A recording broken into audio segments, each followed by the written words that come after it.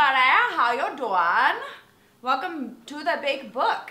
I don't know if anybody's gonna watch this because I was gone for like, the last video I made was like for my booktube birthday in August, and then I don't know, man, I just didn't film.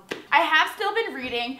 I am like 7.5 books away from making my goal for 2018, which is 75 books on Goodreads, and something just started auto-playing. Okay. You know what? I've like read like a shit ton of stuff since I've last seen you guys, so let's just talk about some stuff that I've read more recently, and I'll talk about some stuff that I really enjoyed. I saw the movie of this, and I read this book, and it was so good. Stephen King, It. Like, this was my first Stephen King I've ever read, and I've always been interested in reading Stephen King, but I was super intimidated because, like,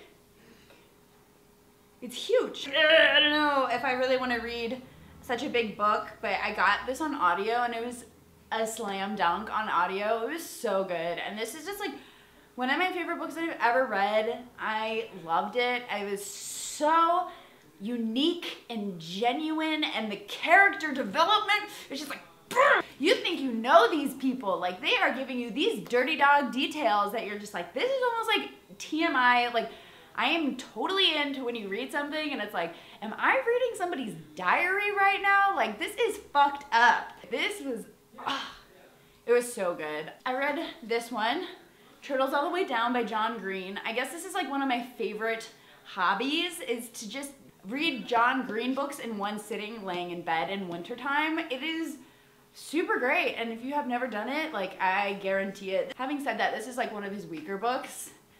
There is, oh my god. There's a part in this book that I literally laughed at. It was so fucking cheesy. It was towards the end. I'm just gonna like raise my hand. This is like spoilery. So there's this part where she is kind of having like a episode, like a manic episode, and she's in the hospital, and she starts like eating hand sanitizer, and her mom catches her eating hand sanitizer, and she's like, "What are you doing? Stop!" And she's like, "I can't stop." Like, I don't know if that's really what had happened, but like that's how like my brain interpreted it. And I literally started laughing out loud. I was like, I can't. This is like too fucking soap opera-y, cheesy. Like, this is too much for me right now. Just like the whole visual of somebody like in a hospital gown, like hovering over eating hand sanitizer, and it being like a dramatic moment that just like did not work for me. I don't know. Like, if you like John Green, I think you'll really like it. I liked it, but I didn't love it, but whatever. I got this one at a library sale.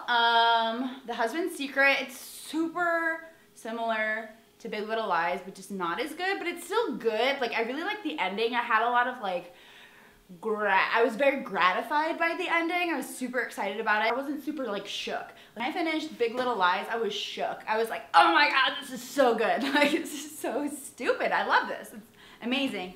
This was just kind of like, these are too similar for me to be like, you know, super into it. I read like the next two books in here, which are A Wind in the Door and A Swiftly Tilting Planet. A Wind in the Door was tight. I think I might have even liked A Wind in the Door more than A Wrinkle in Time. Just like, there's this part, I just love it when they go into different bodies, and like they were like literally in Charles Wallace's body at one point, and they were like, you have to connect with the universe. The heartbeat, it beats every decade in this universe. It's like, oh my god, this is so trippy. I love it. I love things that have like interesting perspective, and they just aren't afraid to like fuck with it. They're like, things are big, things are small, like this is life. Like, it's really hard to grasp, but grasp it. So the third one is Swiftly Tilting Planet. Was like, it was kind of bullshit. Like, Charles Wallace was inside somebody's body again, but like it just took place in that universe, and I didn't give a fuck about that universe. And it was about like blue-eyed Indians and like Dutch colonists in South America or South Africa or some shit, and like, I was disappointed. I have 2 more to read in this series, so we'll see how that goes.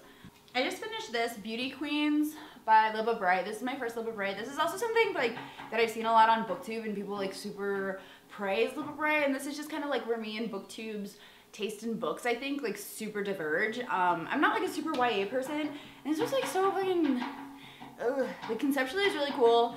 It's a bunch of beauty queens who like, their plane crashes into an island, and I really dug it conceptually. I was like, this is fucking great, but there was like no character development. I didn't give a shit about anybody. Like, at points it just seemed like they were just trying to like check off different types of people, so they wouldn't be like, oh my god, it's all white women. You know, there's just kind of like stuff in there. There's like too many like coincidences for no reason. I don't know, it just seemed kind of cold. I don't know, I didn't really like it that much. I think I give it 3 stars because I did appreciate how well it aged into like the Trump era, because there's a lot of like political and pageant correlation, and I feel like that's what we're dealing with today. Other than that, like, I was just kind of like, I don't know, I don't really like it. And now I'm currently reading The We Free Men. I tried to read this on like 1.5 on audio, and I was like, I have no fucking idea what's going on. So just word of the wise, don't do that, because it doesn't make any sense. It's like too fast, and it's a good read though, just not very good on audio, but it's super cute. It's just, I don't know, kind of like a different fantasy book for kiddos with like witches and little creature men being mischievous. So this shit, I am surprised that I picked this up. Especially because I have, you know, I am going to try to make my goal, and I don't know if I can like read these and like make my goal with it. I got a fucking Brandon Sanderson book, guys. I watched the Harry Potter movies, and then I've just been like super in the mood for a fantasy book, and I was like, fuck yeah, let's do Brandon Sanderson. Everybody loves it, like swears by it, says it's like really good character development. Let's try it out. So yeah, I don't know. Lauren at Lauren Mays suggested I start at Mistborn, so I'm starting at Mistborn. And this, oh my god, I did a live stream, book club with Gintaria at Book Roast, and we read Nevernight, and then I got the second one. I got God's Grave, and it's so funny because like I didn't like the book, like I didn't like the first one, and like I like made a point to say it during the live stream. I was like, I do not think that I'm gonna read the second one. Like nobody even asked me that. I was just like, I'm not gonna read the second one. I was like, okay, whatever. And then here I am. I got the second one. I don't know. I guess I'm just like interested in the world, I guess. It's like one of those things that might have sat with me better than I thought that it did, and then I heard this was better too. I think a lot of times, like, the issue I have with series a lot of times is they start off really slow, and they're super boring, and I just don't pick up until, like, the fucking, you know, second book, or, like, the last, you know, quarter of the first book, and it's like, man, like, I get it, you want to like set up your world for your 7-book series or the fuck ever, but like my reading time is more valuable than having like shit books to read for like 300 pages. But I don't know, I feel like that was kind of like the case with Nevernight, but I'm reading this and I'm still interested in getting it, so whatever. This is a YA Dreamology by Lucy Keating. It's kind of like Eternal Sunshine of the Spotless Mind is what I read about it. It's kind of like they have dreams about a person, and then they meet and become boyfriend and girlfriend, or something loosely like that. I loved Eternal Sunshine of the Spotless Mind, and I love that concept, and I love anything that just plays in the dream world and intersects it with reality. I'm like, that is so cool. Let's just dream our way into a new reality, like 10 out of 10. Let's make science happen. That's Dreamology. I'm like super stoked. Super stoked about this. Really interested and intrigued. So we'll see how it goes. But that's all I have for today. My battery's about to die. I cannot commit to a good schedule, guys.